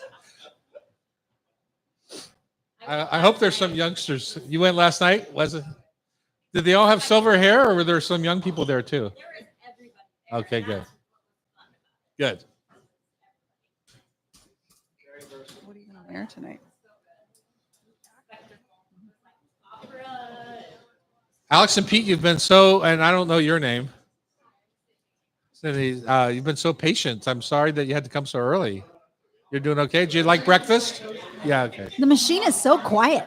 I thought it was going to make a lot of noise. It's You so barely quiet. hear it. Yeah. And we called it ice cream. What a big no-no was that. Did you freak out when you heard that? They cringed. They cringed inside. All right, here we go. It's Hot Stove Society time on Cairo Radio. Chef Danae McLaughlin has jumped into the guest chair along with Bridget Charters. Wow, Bridget Hi, just Tom. sauntered in and got right on the mic. Yay. Okay, we're going to do this all over again. You're going to learn how to use the microphone. I haven't punched in yet. Good, go punch Go in. clock in. Okay, You have Bridget to- is you here. have to- Cam, bring the mic to her if you would, please. Oh, okay. Bridget's jacket is right here, too. Yeah, but don't let Bridget pull the mic away from you. Okay. She's a mic hog. Well, when she speaks, she's going to need the mic, though. Well, then she should come around and get on Loretta's mic. Oh, okay. Bridget, come over here for a second. Yeah. No. No, you hogged your mic just immediately. Boom, gone. There you go. Me shy? Whatever, Tom. Can't imagine why she hates me. I don't. Okay, let's do this again. You ready? Okay. Yes, Tom. Welcome back to the Hot Stove Society show in Cairo. We've had a busy show today. Lots of homemade conversation. Mm-hmm. We're going to continue that with Danae McLaughlin. She's one of the presenters here. She actually was the chef for our breakfast this morning. Delicious as usual. Oh, nice job. Yeah. And that's the velvet tone of Bridget Charters joining us. She doesn't have her beret on today, so today she's Bridget and No. not Brigitte. It's true. It's true. Okay, so tell me about this. Becky gives me this knowing glance, like she knows exactly what we're going to talk about, but I have no idea. Well, Okay. you go ahead. Well, so we've got this class coming up, and the way that it came about is we always have these powwows, me, Annie, Bridget, and Rashida, about new classes that we're going to do, new ideas, what classes worked, what classes didn't. And I had found this book, in the office, and it was a cookbook of the sister cities of Seattle. And I said, Am I in there? I don't think so. I just have cooked a lot for of the sisters. Isfahan in Iran. I cooked for Is there Sister something City. you need to tell your daughter? Yeah. I think it's I'm not sure who produced it, but anyway, I presented it in our meeting, and I said, "What about this? This would be kind of fun, kind of educational. I didn't even know about all these sister cities of Seattle." And Annie said, "Well, forget that. How about the Sisters of Hot Stove?" It's true. Yeah, and we all kind of went, "Huh." We all have different voices. We've all been around the block, but different blocks. That's for sure. So we kind of brainstormed, and it just kind of flowed out of us. So these are things that were integral in your development. Yeah. as a So the chef. idea is that each of us present a menu that either speaks to our heritage or speaks to our culinary journey. And so Annie is Vietnamese, and she'll be doing Vietnamese food. Rashida is from Singapore. She'll be doing Singaporean food. But she was born in the Philippines. But she was born in the Philippines. So she's got yeah. a broad range. Yes. Pretty cool. Yeah. Right. Yeah. And I'm a mutt like you, Tom. Uh-huh. Nobody wants to eat So what's Scottish gonna- food. What shaped your culinary journey? What dish can you point to one, or is it a half a dozen, or? Oh, yeah. I mean, I think being in culinary school and learning all those classics. That still shapes your food today. Yeah, I for think. sure. Yeah. But then wandering into that Italian spot in San Francisco all those years ago, and then eventually ending up in Italy working for a couple of years. So yeah, I mean, not a dish so much as the ingredients and the simplicity of Italian food, so it's nice stuff. So what kinds of things will you be making? Are you going Italian? Yes, for sure. Okay. Yeah. That's not it. I Yeah. can't remember. Tell me, Becky, what am I making? A smoked trout mousse on a rye That's cracker. the opener, the Boy, I'm sure- welcome taste. I'm sure glad that was seminal in your development. Supli El telefono. Qu'est-ce que c'est? That is in southern Italy and Sicily specifically, or arancini, which are rice Oh, I love balls that that. they make, and they Yes. usually fill them with meat ragu. Uh-huh. And at Vivande, the restaurant I had worked at in San Francisco, Carlo used to make them. Supli are small ones, and it refers to the little wire when you open up those little rice balls. And when I first was working at Hot Stove, it was one of our hors d'oeuvres. And at Vivande, we would make thousands, and we had a freezer just full of supli. So Oh. I don't get the little wire part. What does that mean? when you bite into the rice ball and kind of pull away, there's a string. The cheese string. Correct. So And they say al telefono, which means the telephone wires. And then are you just staying in Italy or are you going to Germany a little bit? Boy, I have You're just a staying in Italy. slight You're amount. staying- She's okay. Danae's Yeah. the German. So Okay. I Yep. decided I'm Filipino and German. My family's from Hawaii, so I'm kind of all over the place. But Families from Hawaii, you're Filipino and German. And German. That's like Annie, who is Hungarian. Vietnamese, Oh, yeah. Cambodian, Chinese, Yeah. and Hungarian is her husband. yeah, so growing up, my father was a really great cook. He was Filipino, and he was a fantastic cook, and so I really loved Filipino food. But my mother would make German food, and I hated it. And then I went to So Germany. she's gonna cook it. When I was about 20, I went to Germany, Austria, and Switzerland, and I fell in love with the food. And then I realized my mom just couldn't cook. So Isn't that was that like a sad day when you realize your mom's just a bad cook? I just thought I hated German food. But that was a pivotal moment for me because I really, really fell in love with the food. And I learned so much on that trip about how food can be really not good and really give you a bad impression of the whole cuisine. The whole country. Yeah. I hate Germans. That food was terrible. Just give me a sausage. I'm fine. I know. So I'll be doing German food. Oh, fun. Yeah. I have a soft spot for German food. I was a little Germanic in my background, but having been my last great drunk was in Munich Oh yeah. at the Weissbrauhaus. Oh. The big beer. Yeah, Well, the Steins. beer would have been, I'm not the biggest beer hound, but the beer would have been fine, the big 20-ounce Steins. But then they made you take a shot of peppermint schnapps Yes. in between Oh my each beer. gosh. My And, first. I ate an entire pork knuckle, which was like in Chinatown where you see barbecue in the windows. In Munich, you see a lot of windows that have the spit with the knuckles, pork knuckles on them. Yeah. And I was never so sick in my life. Yeah, I agree. But it had nothing to do with the pork knuckle. My trip when I was 20, we were sitting next to a couple of German guys who put the schnapps, dropped it in the beer, and then you had to guzzle the pop beer. boiler, yeah. We were supposed to go skiing the next day. I didn't make it. No, that's tough. So I trust that you'll be. I trust that you'll invite people to bring their own stories with them. Sure, 'Cause I think yeah. that's There'll be a super lot of fun. storytelling and sharing with the audience. It's really about culture and travel and experiences. And we'd like to get some people involved. Coming up maybe on stage, especially like when I make spätzle. Spätzle. Yeah. Spätzle. Spätzle.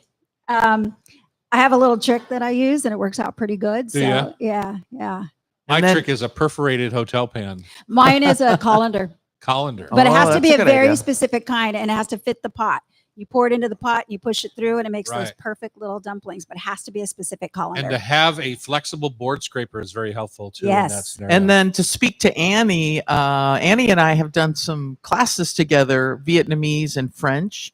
I do the French side, Annie does the Vietnamese side. And one of the dishes, I was like, Annie, you have to do this. It's her shaken beef salad that she does. And it's amazing because she said growing up, her mom, like fast dinner, that was their fast dinner. And it's the most delicious, amazing salad. It's with crunchy, nice greens down, and she marinates. She does this amazing Vietnamese marinade to the beef. Mhm. And it's spicy and wonderful. And then she it's flank steak, and she quick chars it on the grill, and then it gets sliced super thin and laid across the salad of crunchy greens with tomatoes and cucumbers and shaved onions. and no doubt knock chom. Yeah. And Annie was like, I grew up eating this. This was like the go-to dinner in a hurry. Mm. And we were all blown away because she did it for family meal one night right before her class. And it was like, whoa.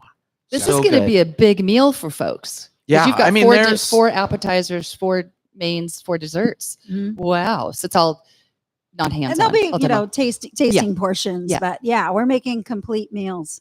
Yeah, there's like 12 dishes Uh-huh. on there. So Holy smokers. fun stuff. And then it's fun to see Annie and Rashida collaborate, just having that South Asian influence and just all those wonderful flavors. And then Julie Ross will be here making cocktails, of Yes, course. So you got 5 yes. sisters. Yep. Nice. Yeah. Yeah, it's good Nice. stuff. I thought Rashida was going to knife me last time she was on when I said that we had a less than superb experience at the hawker stands in Singapore. And she was like, you went to the wrong ones. Which is no doubt true. But it'd be fun Probably to have true. Rashida take us. All the good ones had lines that I didn't want to wait in. So then I went to the ones with no lines. And turns out there's a reason why There's they don't a have reason. lines. Yeah, no line. Probably don't want that one. So I'm looking forward to having some of that Singapore hawker food that is, which is very different than hawker food. Hawker, HAWKER, hawker food. Huh. All right, that's the sisters. When is this show happening? September. Oh, it's Friday, Friday. September 5th Yeah. from 5:30 to 7:30. Sounds like a There's blast. Oh. still a few tickets available. Okay. HotStoveSociety.com. Okay, That'd up be a next, great dinner. I can see him scooping. It's Helenica Frozen Cultured Creamery Yum. on Cairo Radio. It's the Hot Stove Society Show, 97.3 FM.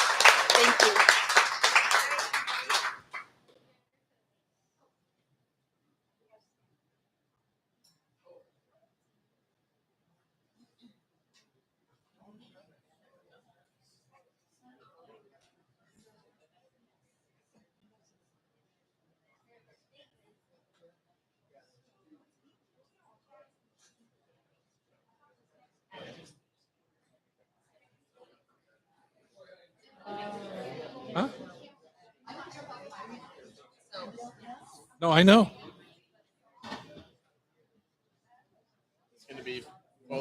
Yes.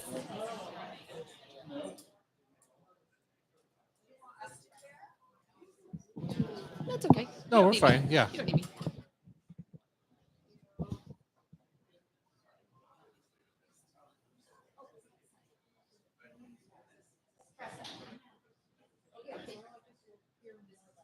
You act like it's silk. I want you to know that during the segment, Amy texted me and said, "Good Lord, PF Chang's are legendary."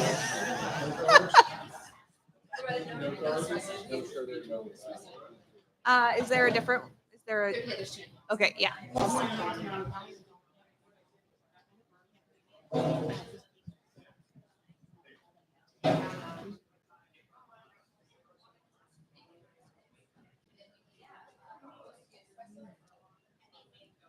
Look at that. Another little tasty treat, huh?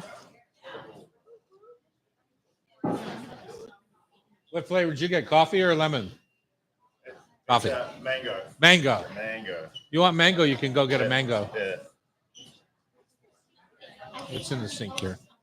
It'll melt over top if I don't. Like yogurt or a sour cream. These became a little warm, but they're also yeah. These were, we need to refrigerate it, but these are some. What kind did you get? I need to put it back.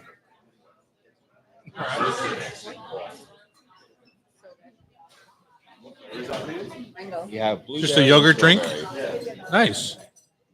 So that one looks like blueberry. The other one's probably strawberry. And strawberry?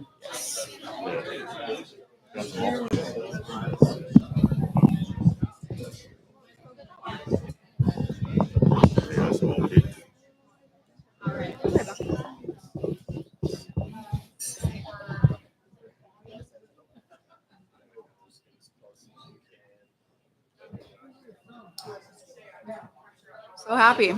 I like that. Thank you. Yep. There How do we you go. say your name? Pete. Apostolopoulos. He got it right. I was impressed. you Yeah. got Really? it. Yeah, you It's, nailed well, I it. think once you sound it, like as you read it, people get tricked up by how long it is, but once you say it, see it. I know with all that talk, I didn't realize you were talking about melons. We would have done the candle. One I of the know the yeah. melon one is so good. Yeah.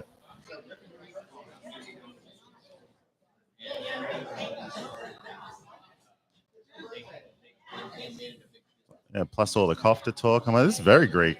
Yeah. Yeah.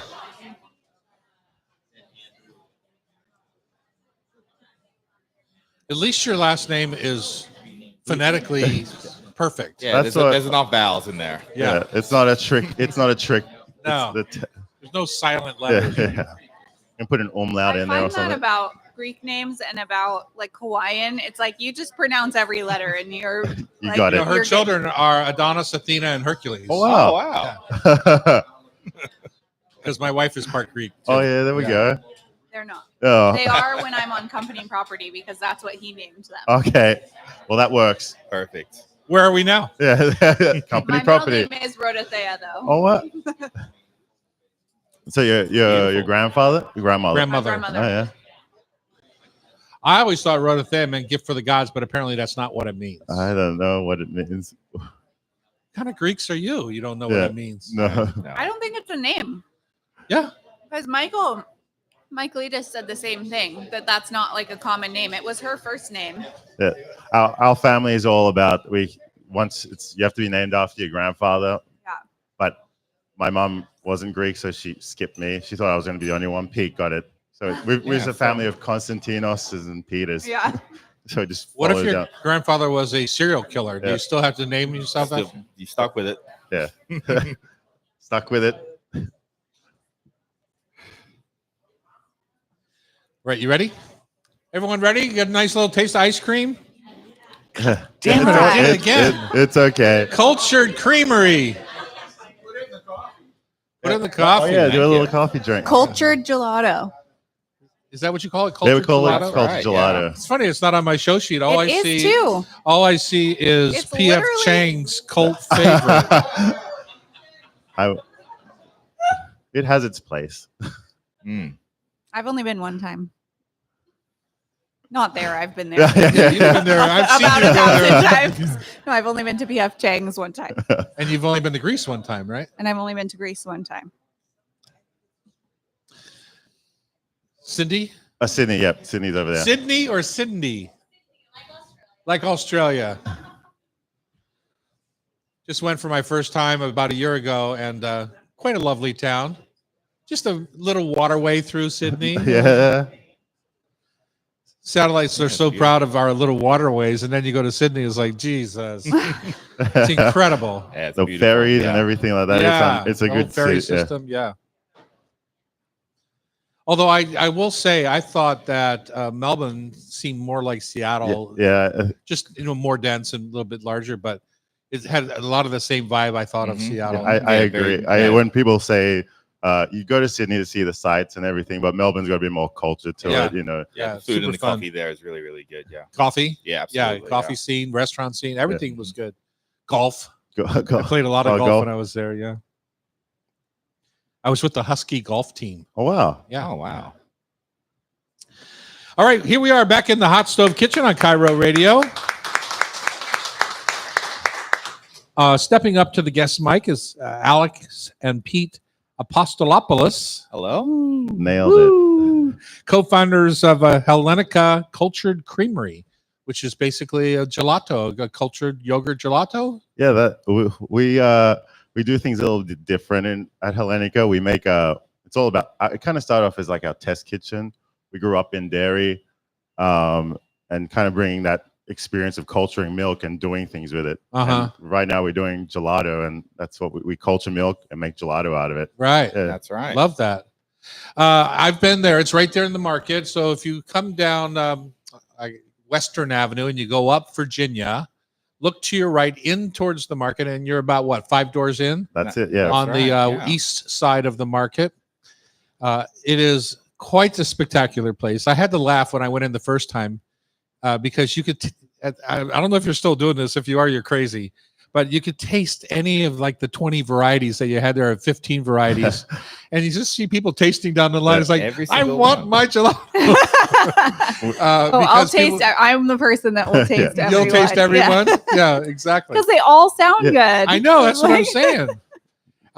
Anyway, so I thought these guys are going to have a line out the door. It turns out you do. Yes. Isn't I don't that think awesome? the tasting It's is been what's unreal. causing the line. I think Yeah. it's just the volume. No, I totally get it. Yeah. And the other part of the volume issue is that when one of our group goes over, like when Amy runs down, she's in the mood for it. You know, you have to buy 6 because everyone wants one, right? That's so it.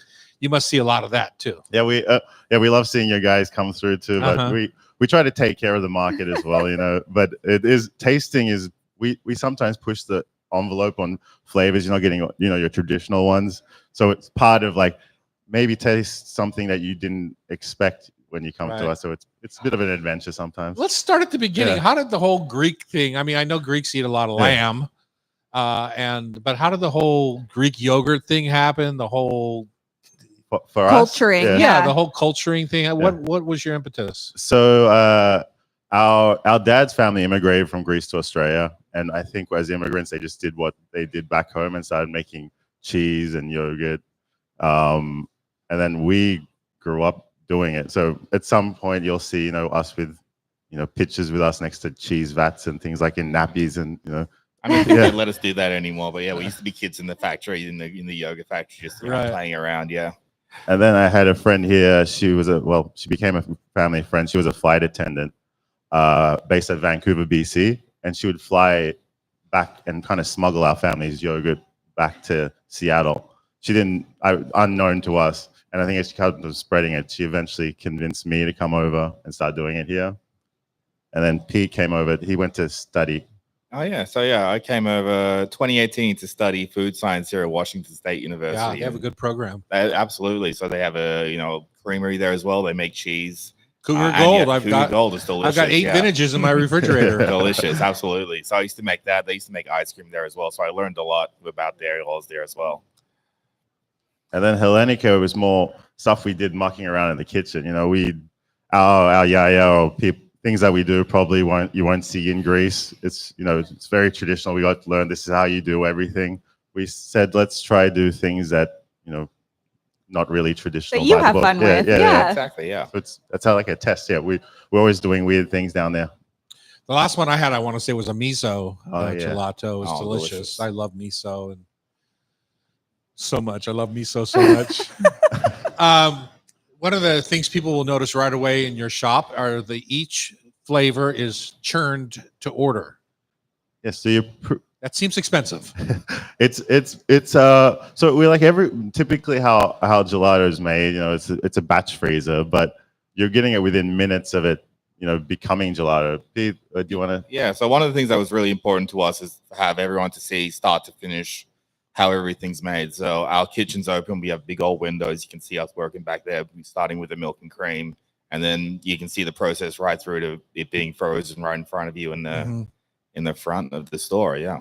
I love that you just like put the red dot on the one that's churning, and you usually still have a second one of that same flavor, so you can see them just pour in the base, and then it starts spinning, and you walk down the line and you see the when I was there was one. actually a time, you say 10 minutes away for this particular flavor, right? Because you can keep track of it. How long does it take, like from putting in the base to it being ready? So it's about 20 minutes from start to finish the process. And it changes a little bit depending on the flavors I use. So some are higher in water, others are higher in solids. It changes the temperature I needed to get it to. But it's generally 20 minutes, give or take. Yeah, for sure. Yeah. It's crazy. Those are cold. Yeah. Those machines. You brought a whole machine with you here, like a Helenica ice cream cart. Yeah, that's right. Or cultured gelato cart. Yeah, we bring it. This is our mobile cart. We bring it to the farmers markets, and we like to. Today we've got you some. It's a mango, but it's also a Kensington Pride mango. They're from our home state in Queensland. Oh, really? Yeah. Oh, that's awesome. Yeah. And then we've got the latte, the espresso one that's with Olympic coffee. Yeah, and we like to try combine the same thing that you were talking just before about like our heritage, what we do, and then things from Seattle, and people doing cool things like miso as well. Right. Yeah. So tell us about just a minute on how a mango gelato is made, because I think some people think it just comes out of a jar of mango puree, and other people make it fresh and grind it and puree it. Is there a trick to it? Does one have too high a water content compared to the other? Like, how do you figure it all out? That's right. So a lot of our flavors, mango included, we use fresh puree. So we either get the fruit, and then we cook it either with some sugar, and then we kind of cook it down to get some of the water out, and then everything goes into our what we call our plain gelato base. We sell this as plain Greek. So everything starts off as the same flavor, and then I'll just mix in different things to it. A lot of it from around the market as well. So we like to use a lot of market partnerships for a lot of our flavors. Just process, just kind of cook it a little bit, get some of the water out, and then add it to the gelato. It's actually a lot simpler than you might think. Yeah. And just like ice cream, water is your enemy, right? Yeah. That's right. Yeah, exactly right. So that would, water would turn into crystals, and that makes the texture, a little bit worse. So we try to remove water before we put it into the gelato for sure. Yeah. And you use just like a hydrometer? I mean, that's sweetness, but what do you use to know you're at the right? Just your eyeballs? Just my eyeballs. Yeah. It's just weight removed. So we just kind of start with a certain weight, and then we cook it down until we finish with weight removed. I didn't even think about that. That's right. Yeah. Cooks off for the steam. Yeah. Exactly right. Yeah. What's been your favorite flavor that you've made recently? My personal favorite. We alongside the mango we also got a little bit of passion fruit, and I made a pog, which I'm really excited about. So it's our passion fruit, orange, and guava I put into that gelato, and it turned out very well. So I'm excited to have that out very shortly. I need to know when that one's coming. Pog is like one of my favorite flavors ever. First time you ever had it was on the plane to Hawaii, I think. Yeah, it used to be when you would fly to Hawaii, they would give you like this little tiny container of Pog as you were landing to drink. Welcome you to the islands, and we can welcome you down to the market. Yeah, we'll bring some of that. Okay, you have something else in front of you too. What is that? Looks like a little. If I was a betting man, I would say it has some yogurt in it. But if I was a drinking man, I would say it's got Malibu rum in it. Oh, that works too. Yeah. So this is something we're experimenting with right now. Is our kind of a prototype for a cultured drink. So this is like a lassi type of thing. Like a It's like a lassi, like a flavored lassi. Yeah, But we're trying. exactly right. It's kind of the stage before we make gelato, so you're kind of getting the beginning part of it, making it a drink. And right now we've just been doing it once a month for Chef Tracy down in the atrium has Nourished Neighborhoods where she feeds the market. We've been doing that consistently for a while, but we want to be able to bring this to everyone now. It's delicious. It's awesome. So is this like, could you literally put this in your machine and it would turn into what you make, or is it a little bit different? So in the machine, we add a little bit of sugar and some other things to make it, not turn into ice. But that's the main part of the gelato. I almost said ice cream as well. Fired. That's the main. Don't you dare. That's the main ingredient of the ice cream. Yeah, I mean for Maybe. well, the Cindy, cultured did you hear that? gelato. Cindy the Scooper just heard that. She's doubling over back there. Oh, it's so awesome. Well, Yeah, so it's in there with some blueberry or strawberry syrup that I put in the bottom. You shake it up and you drink it. It's really, really. That's what it smells that immediately out. struck me as like a Indian mango Yeah. lassi or something of that yogurt drink. Yeah, I don't think there's any. Well, a lot of the dairy we found is a bit hard to like good dairy in the States. It's it's everyone's cooking the flavor out of everything. I think it's the high heat that they use over here. A lot of people use. We're trying to bring back. Hey, milk's supposed to taste really good. Right. Yeah. Right. Interesting. Well, I'm not sure how people can find you other than the Pike Place Market North End, I would say, before you get to Virginia Street. The other thing, you could rent your cart, right, for a party or for a wedding or. Yeah, we've done a few office parties and some weddings. We've been pretty busy at the market, but we've been doing a lot of and we do farmers markets. We do U District and West Seattle. we've roped them into our company party here Oh, in a have couple we? weeks. Yeah, for sure. You'll be there. We We'll can't be not there. have that cart. Look at how cool it is. Well, I'll tell you, on a day like today, it's sad for business, but I just relish the Seattle temperature and drizzle today. Once the summer is fine with me, but I'm sure it'll affect your business too. Yeah. But it's okay. It's a bit of a breather. I think Sydney was just talking about how it's a nice time, and a little bit of a break when the rain Every comes time in. I see Sydney in the shop, she's just like scooping as fast as she possibly can. Well, it's certainly super fun. It's great to have in Seattle. My guess is you guys are entrepreneurs, and there'll probably be more of these shops around at some point. Yeah, I think our idea is because it's hard to make. We've been working on getting it to like PCC and Metropolitan Market. They've As been, a pint. Yeah, as a pint. So again, the way we make it is kind of hard. It's to replicate that in other places might be a little bit difficult, but you can take it home. Yeah. Yeah. There you go. And you can buy the pints in the shop too. I Yeah. do that a lot. So Hey, come by. We'll see if we got Pog ready as well. yeah, I'll be down for Pog. All right, we're going to ask you guys to sit with us for another segment. Is that good? Yeah, that's Thank cool. you. Yeah. We're going to do food for thought, tasty trivia, which I'm concerned about. Knowing Becky, she's made it all Australian Oh, version. that's of exciting. this, so we'll Test. find out. On Cabra Radio, it's the Hot Stove Society Show, 97.3 FM.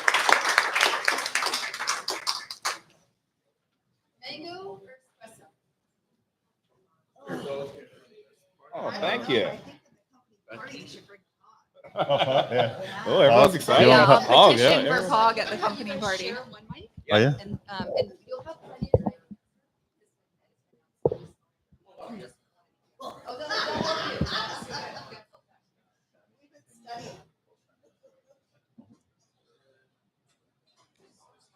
All right.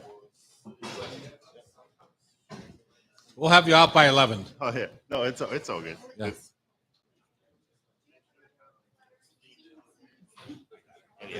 So, knock heads. In your rush to This answer. is on the back side of that. I never even saw that. Oh, I try to put. I just Maybe should I some good highlight? questions there. Okay.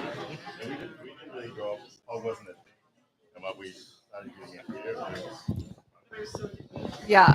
Well, on the East Coast, they go to Florida. Here we go to Hawaii. So This is about right. Oh, but I think it's good. I was going to go down a little bit because I'm doing this. all right, we're back in the kitchen. Final segment of our show today. Alex and Pete Apostolopoulos Los? No, Lis? you did it. That's good. Are co-founders of Helenica Cultured Creamery at the Pike Place Market. We're eating their mango and their espresso gelato at the moment. Delicious, yes? Amazing. Amazing, good. We found out that their favorite flavor ever was Pog, Oh, yeah. and then your least favorite flavor that you never made more than one batch of. Oh, that Pete looks at me because I'm the crazy one. I tried to do a Walla Walla sweet onion one. Oh, Yeah. and It kind of tasted like, if you could taste when you clean off a grill. uh-huh. Ah, But I'm nice. working on it. It's gonna taste. It's gonna It's taste gonna good. come around. It's gonna come around. So you're not making it again. Oh, don't say never. He's gonna look Don't- at me like that. All right, Becky, tell us how to play this game. Great. Tell us how bad Pete and Alex are going to kick our butts. We'll see. 2 against 1. So each of you get 5 questions, and the winner will pick out someone in the audience to pick out a 3-pack of spice blends. Rub with Love spice blends. So audience Loretta's is going to gonna win. go first. And we're going to start with Loretta. Okay, Loretta, question number 1. Does glutinous rice contain gluten? Ooh, that's No. a toughie. No. No. Despite its name, it contains no gluten. The glutinous refers to its glue-like texture. Good job. Number 2, what is the name of the dramatic French dessert that features a cone-shaped tower of cream puffs bound by a caramel glue and a crown of sponge sugar? Terry used to make these for you know what it special. is. I Yes, know you what it is, but it's not going to come to me. Translates to Croquembouche. there you go. Croquembouche, Crunch yeah. in your mouth. Okay. Number 3, true or That's false? too bad. You only got one wrong already. Oh. In Italy, mozzarella refers to buffalo milk product, while the dense, chewier cow's milk version is called fior di latte. Sure. It's true. That means flour of milk. Okay, number 4. What frozen treat was invented by accident by an 11-year-old in 1905? Frozen treat. A popsicle. A popsicle. Frank Epperson left his soda outside overnight with a stirring stick in it. It froze, and voila, the first epicicle, later named popsicle. Did you guys know that? No. Okay. Very important. Final question. What's the name of the Savories? Excuse me, Sean, can you redo it? And Cam, thank you. Number 5. What's the name of the savory Japanese pancake Eric Tanaka walked us through on last week's show?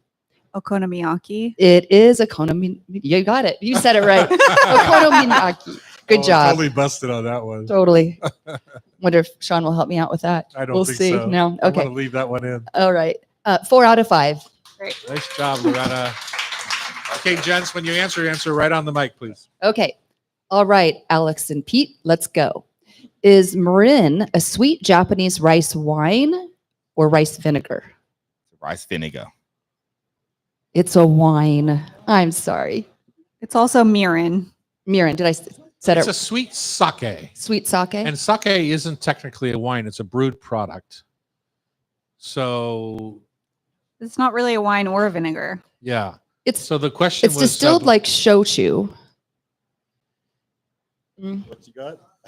I'll take the no. I'll take the wrong All right. answer here. Number 2.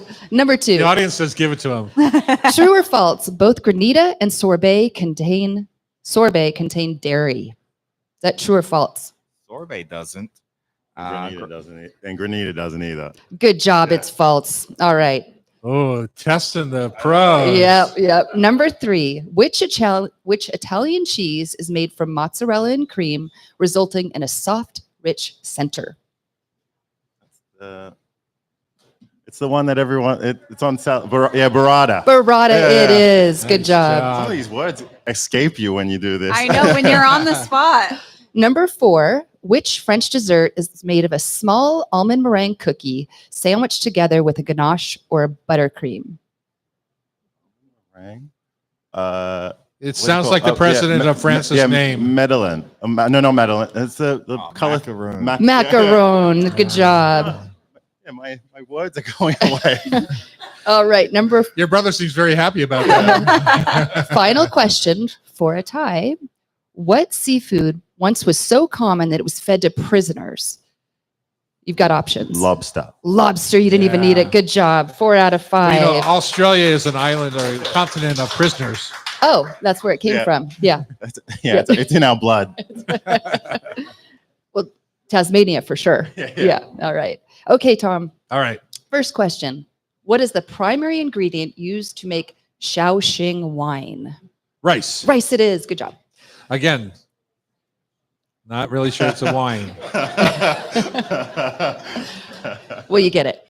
Okay. All right. Number 2, which type of meat is traditionally used in the classic U.S. military dish known as SOS, a creamy concoction famously spooned over toast? SH blank T on a shingle is what my dad called it. Or stuff on a shingle? Yeah. Or same old stuff? And it came in a cute little juice glass that my mother kept. Ooh. Yeah. What's the meat? It's beef. Chipped beef it Chipped is. beef, yeah. You know that. Okay, good job. Dried beef. Number 3, multiple choice. It did come in a little jar that my mother kept as juice glasses. Yeah, it's a cute entire- I used to make it Just once like a year. It was pimento cheese. my old Yeah. roommate's favorite food, so I had to make it for her birthday every year. Oh, that's fun. Number 3, multiple choice. When Pamela Hinckley asked Terry Rotero if there was a popular French dish he did not enjoy, what was his answer? Was it yes, ratatouille? No, I enjoy all French dishes. Or yes, my least favorite is tripe. I can't imagine Terry saying that about tripe. And Yeah, this was 2 years ago. I watched a past Really? video. And it was tripe? It was tripe. It is. Yeah. Yeah, there you go. I'm surprised he would give up that. But he wouldn't say hate anything. It's just Yeah. he dislikes that. Yeah. Or he likes that the least. What vegetable grows so fast in the dark you can hear it? In the dark. In the dark. It's got this popping and creaking caused by rapid stalk movement. I'm going to say asparagus. Oh, that's a good one, but it's actually rhubarb. Rhubarb. Yeah, huh? and we can play you the sound. I've got it recorded after the show. Oh, that sounds exciting. All right, final question for a tie. Which part of the pig is most commonly used for making traditional pork rillette due to its ideal fat to meat ratio? The pork butt. The Pork shoulder. butt it yeah. is, the shoulder. So we've got a tiebreaker. So whoever can just yell it out first, go for it.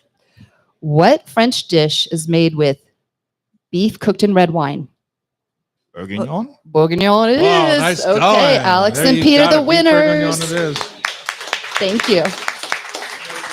Somebody in the audience is going to win a 3-pack of spice rubs from our gift shop here. If you want to be part of the show, you can join the community on YouTube Live at Tom Douglas & Co. or just buy a ticket. Join us right here in the studio for some breakfast. Today we had ice gelato.